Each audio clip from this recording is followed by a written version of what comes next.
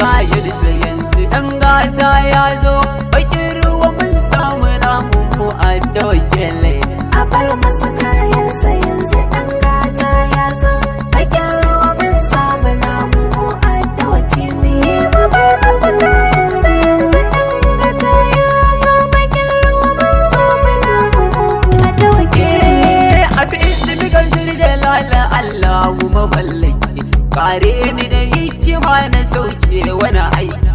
waƙar na mutum maza na ɗauko kuma raki gasila na bakin ruwan mu baya yin raki ya sare mun gare dakata ya mutu a